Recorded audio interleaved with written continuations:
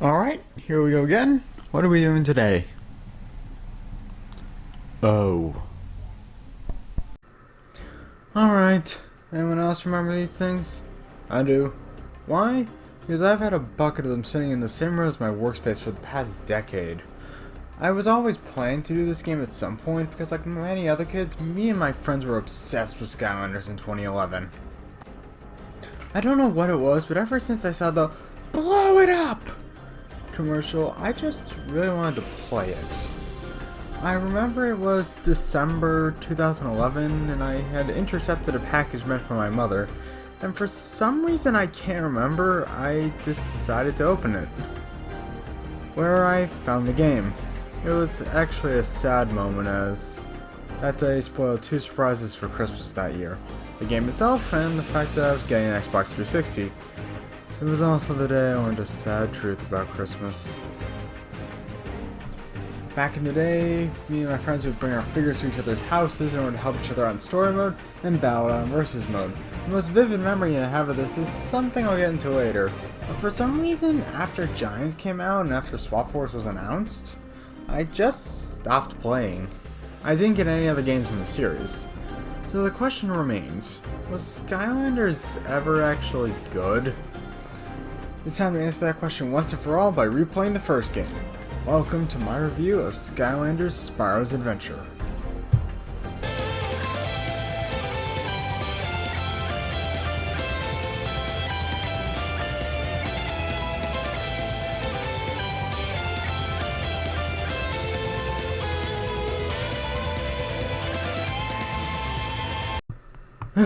So, as usual, we're starting with the story. In the magical land of Skylands, there existed portal masters and Skylanders who would protect the world. This was achieved not only by them, but by a device known as the Core of Light, which was under the protection of the last portal master, Eon, whose powers were weakening with age. This allowed the darkness to start returning. That was when the Master of Darkness, Chaos, spelled K-A-O-S, because why not, attacked. I'll get into what I think of him later. Of course, Master Eon's Skylanders quickly jumped into the action, easily defeating Chaos's forces. That is until an evil silhouette appears and destroys the Core of Light, not only stripping Eon of his physical form, but banishing the Skylanders to none other than Earth, where Eon seeks a new portal master, the player, whose job it is to summon the Skylanders back to Skyland to rebuild the Core of Light and put a stop to chaos. Well, this honestly isn't that bad of a setup. Don't get me wrong, it's not great, but at least they try to give the Toys Life bit of the game a plot reason to exist. So, presentation. Not gonna lie, I'm not the biggest fan of it. Like, I don't hate it. It's alright, I guess. It's no Sonic Generations or Mario Galaxy, that's for sure. Still better than Guilty Gear 2 Overture, I guess. Not that that's much of an achievement. Actually, come to think of it, I might like Overture more, to be frank. The music isn't much better, it's just boring. With the exception of the boss being Clash with Chaos, but we'll get there. I don't think it helps that I've been playing a lot of East, Guilty Gear, and BlazBlue, which are series with phenomenal soundtracks, but that's not here nor there. Although I will admit the visuals seem to get a little better as the game goes on, but that's probably more of me getting used to it than anything else. I think the issue is that the game's too dark for my liking. The character animations are also nothing special, and the voice acting is pretty questionable at times, especially in the first stage where at times it feels like the game is talking down to you. We heard the Skylanders were all gone, but it's great to see you're here! That main road was destroyed, and now the townsfolk are all trapped inside! It's very dangerous! Then again, that might just be me. Huh. This game does not make a good first impression here. So, anyways, back to the plot. Eon's second in command, I think. Hugo is told to go to a village somewhere in Skylands, where the game finally starts. Now's a good time to talk about Skylanders' defining trait, the Toys to Life aspect. So, let's start with my thoughts on the figures, since I am actually a bit of a figure collector. These actually aren't bad. They're not amiibo, not even close to the quality of the fighting character figures I have, but I'd be lying if I said they were genuinely bad. They're also fairly durable considering they've been in a bucket for about 10 years and none of them broke. Calling me a little impressed. One thing I also like about these things is that there's actually some pretty interesting ideas here. You will never convince me that a robot dragon isn't cool, and you cannot say that the concept of a phoenix dragon isn't completely badass. Overall, I don't agree with the notion that these guys completely lack personality. Well, at least when it comes to design of the characters. I'd say the designs for the most part are varied enough, and all these guys actually have their own backstories, which are only shown on the website and other supplementary materials for the series. Alright, time to break out the Wayback Machine. Okay, here it seems that Skylanders is actually a sequel to the Legend of Spyro series. Probably why this game includes Cinder. More you know. So, anyways, how does this work? Well, by using the Portal of Power, of course. This thing comes with every copy of the game. You put the Skylander on it and they are magically transported into the game! Fun fact, you can actually do this mid-cutscene, which can lead to some pretty entertaining moments, such as your Skylander bailing mid-conversation. My favorite thing you can do with this being this instance here, where you get shot out of a cannon and after switching, you still keep your momentum! Wait a minute. I wonder...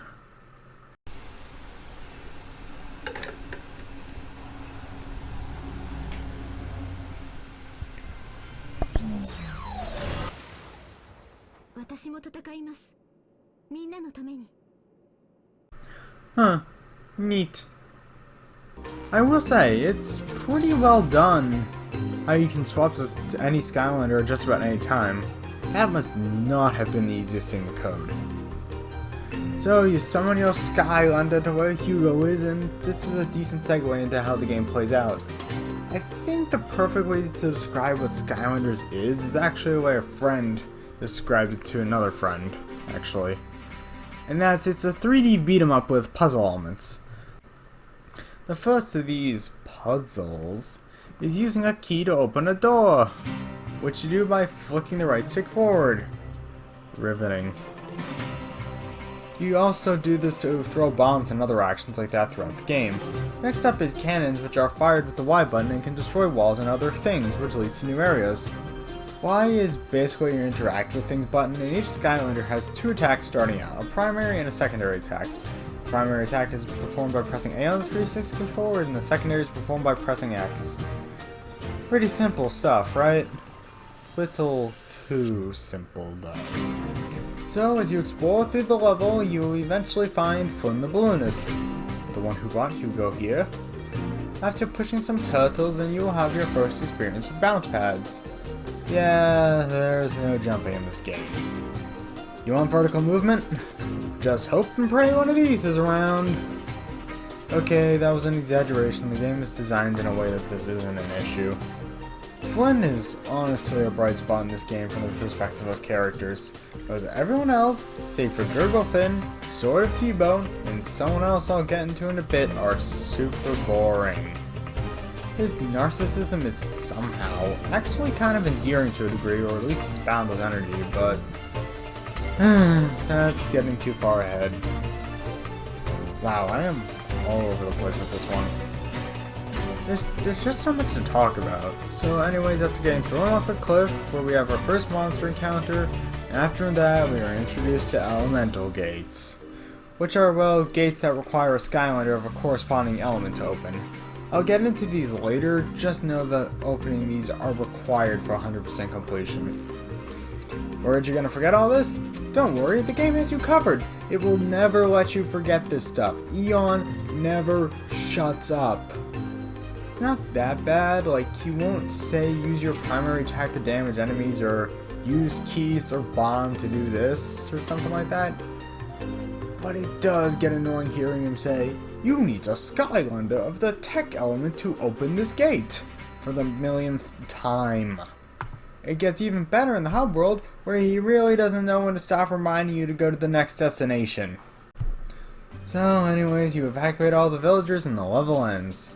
So from here you learn what happened to the core, which I already went over, and you are given the objective of the game. From now on, the game's missions are very formulaic in their story justification. Each stage is the player either finding a piece of the core of light, or finding something that will let you get a piece of the core of light. The most important of these being the eternal sources. So my thoughts on these levels. Well, the only ones for the air source are pretty bad. They're just too straightforward, with brain-dead puzzles and collectibles of the level being practically out in the open. But once you get to the water source levels, the levels start to improve a little, becoming more maze-like, and I was honestly starting to have some fun. Oh wait, before I forget, around this time is also when I was introduced to the lock puzzles, which were boring to say the least. My fun continued until around the mid-game, where the levels get a bit too long for my liking, and it isn't until the end-game where the levels shorten up again. I know part of this is my fault for not just going for pure speedruns of each level, but you know, there's more to each level than just the general run-through, like all the collectibles, and really not helping is the fact that the Skylanders, no matter who you pick, are pretty slow, meaning long levels take even longer. Which is always a joy. No, seriously, even playing as a supposedly fast Skylander like Spyro will have you like holding down the charge move button just to try to get things moving. At the end of each mission, you are also given up to 3 stars depending on how well you did. For example, beating the stage under a certain time limit and finding all the treasure chests will help you obtain the 2nd and 3rd stars. Most of the important collectibles are hidden in one of 2 different ways. Either it's practically right out in the open, or it's behind an elemental gate. These are where the game actually tests your brain power a little. Most of the collectibles that are hidden behind here are the hats. I didn't know this was TF2. What do these hats do besides look extremely goofy? Well, increase your Skylanders stats, of course. That's the beginning and end of what they do. The only other thing to note about the gates is the fact that I think I may have found a potential soft lock behind one of them. Basically, what happened is if you fire Skylander dies in the puzzle, which can happen, you're kind of stuck there and just have to reload the level. Moving on to the scrolls, which 90% of the time aren't hidden in the slightest. Here you get some attempts of the game being funny disguised as lore. Yeah, these don't do much for me personally. Then again, maybe I'm just too old for this game's humor. After a while, I kind of stopped caring about the collectibles, to be honest. Chests stopped mattering because the gold safes of the Skylanders in use rather than a universal pool, which the Skylanders I was using by the mid-game didn't need any money at that point. I was just so tired about the game by the end, I just stopped bothering with the elemental gates. Also, before I forget, every so often there will be an area where a Skylander of a certain element will do more damage. Yeah, that's interesting, I guess. It also really doesn't help these levels case that the game is very easy. Like, don't get me wrong, I understand it's a kid's game, but outside of certain enemy types and a couple bosses, this game is a bit too much of a walk in the park, and really lacks the complexity to make up for that. I know it doesn't help that it came in with a bunch of max level Skylanders, since the levels and stuff like that saved to the toys and I could not be bothered to restart any of them. But even when I switched to the lower level ones and when I hit the midway point of the game where the game actually expects you to max level, I still had a little trouble beating it. Then again, I have beaten Mega Man games before, so maybe I've just increased my skills too much. But then I remember that there are plenty of easy games I love, so that's null and void. I'm gonna be honest, every time there was a level that didn't involve an eternal source, I audibly groaned in frustration. Like, I understand your game needs more than 8 missions, but dear lord did it get annoying when it got to the mid-game where I just wanted it to end. This was from around Stone Town to about the creepy Citadel. I just really wanted to turn the game off and move on with my life, but as usual... Unfortunately, I have way too many irons in the old fire to call it a day now. So I pushed through, and by the end I was having some fun with the Quicksilver Vault and Archean Armory. Then again, I was pretty much able to speedrun the game at that point. I was probably just happy it was almost over. Most of the Eternal Sources do require you to face some form of a boss fight, but these are pretty lame. Stone Golem was the exact moment where I just wanted to stop and go play something I actually enjoy, due to the lack of any form of boss music, and the boss being super slow and having moments where it's completely invulnerable, which makes this slow-ass boss take even longer. But the real fights, and the highlights of the entire game, are the fights with Chaos, where he'll summon his dark Skylanders and various bullet hell spells to try and put a stop to your meddling. I love everything about these fights. The music is actually on point for once, and they're actually challenging in comparison to the rest of the game. However, Chaos himself, I am not a big fan. He's just not threatening at all. Why? Because you see how much of an incompetent idiot he is throughout the game. Even in his introduction, where the backstory of the game is explained, you see what he actually looks like.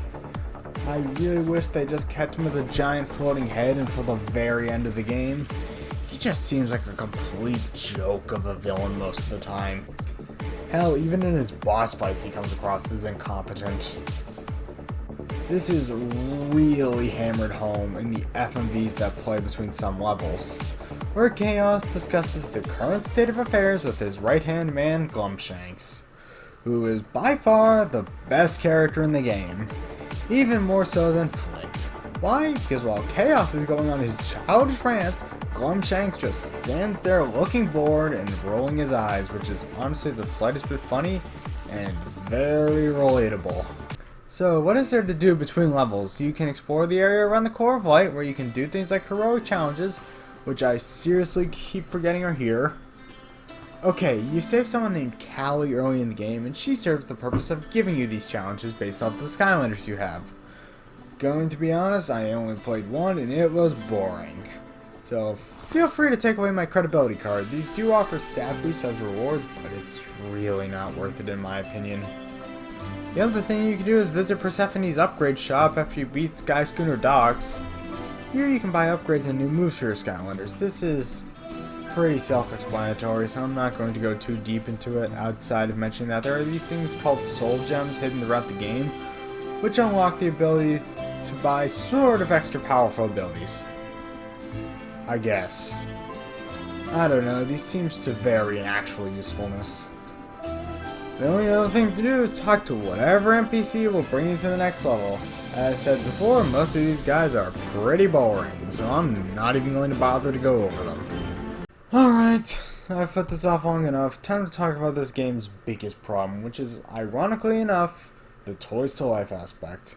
Due to there being like 32 of these things, and the game only coming with 3, they had to make the levels accommodate all of them. Which is why the vast majority of actually challenging puzzles and interesting obstacles are hidden behind the gates. This is also the reason why we can't have the Skylanders have complex movesets. There's just too many, and none of the levels can be built around them. This also has a negative consequence when it comes to difficulty. Because, as stated before, the average new copy of this game comes with 3 Skylanders. When you run out, you need to restart the chapter, which probably makes the levels somewhat challenging as you only have 3 lives, but if you're like me and you have an army of the things, well, the game's difficulty falls apart harder than it already does. I never lost any Skylanders outside of this one instance of stubbornness, a particularly strong enemy, and a couple boss fights. This game isn't that hard, but just having a ton of these things really breaks the game completely. And remember, you only start with 3 of the 8 elements. Meaning to get all the collectibles, you need to spend around $55 at the time, if my memory of what the prices was for each is accurate. Which was somewhere around 11 to 13, I think. I don't even want to think about the price for getting all of them. Listen, it's not as bad as, say, something like Animal Crossing Amiibo Festival, because at least there's an actual game here, but the fact that so much of the game is locked behind a figure paywall is extremely obnoxious. And somehow this isn't the end of talking about the figures.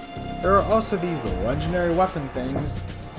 I honestly forget what these are called, which just help you fight and give you buffs. And then there's the sidekicks, which were made available at special events, I think. I seriously cannot figure out what they do. I think they're supposed to help you fight. I think.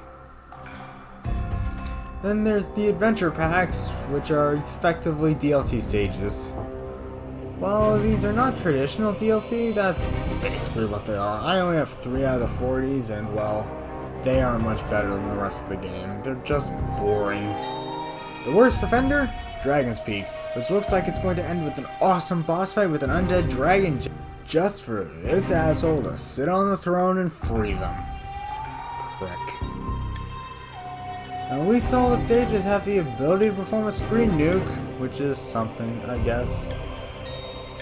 Alright, time to end this. We've completed the Call of Light, and it's time to bring the fight to Chaos.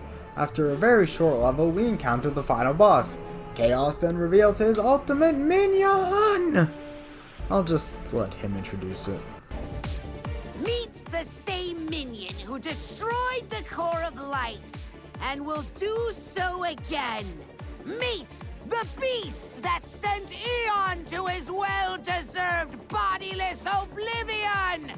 Meet my Hydra!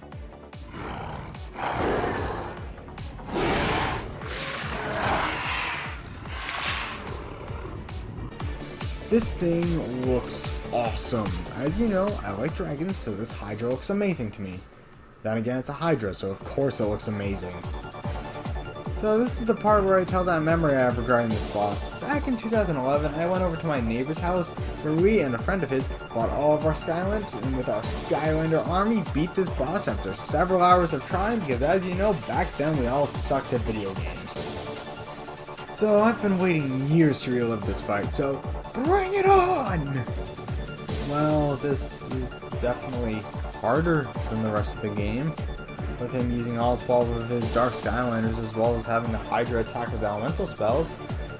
Fun fact, in the Wii version, if I remember correctly, he's actually harder because he heals back to full after you defeat all the Dark Skylanders once and for all. But anyways, I've managed to have only 2 Skylanders defeated so far. This is a bit of a letdown, I'm not going to lie. I mean, I wasn't expecting to take a month to beat him or something dumb like that. I just remembered the Hydra having more attacks is all. Well, I really did suck at video games back then.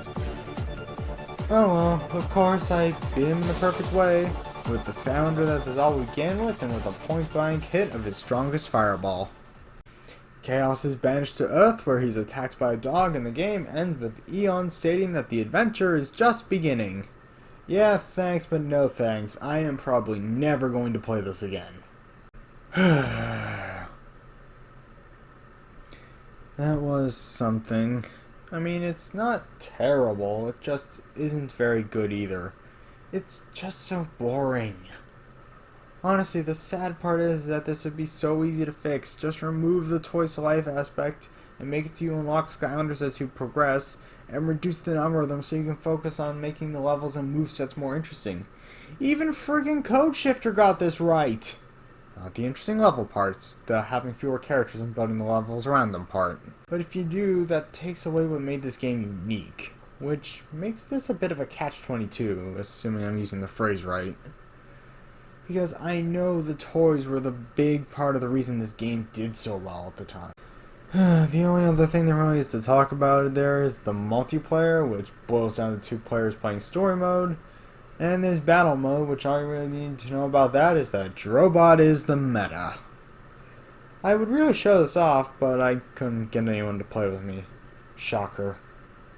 I honestly don't think I can recommend this one. I don't hate it the way some people do due to me not playing a real Spyro game until recently, which is interesting as there is a fair amount of Spyro DNA in this game. Like, you have the fairies, the balloons, Moneybags is here. But yeah, anyways, this really isn't worth your time, especially considering what you have to go through in order to play it. Mind you, this probably isn't that hard to get all for cheap, but you need the game, a portal, and a few Skylanders. Also, make sure you get a portal that works with the system you have. Just skip out on this one.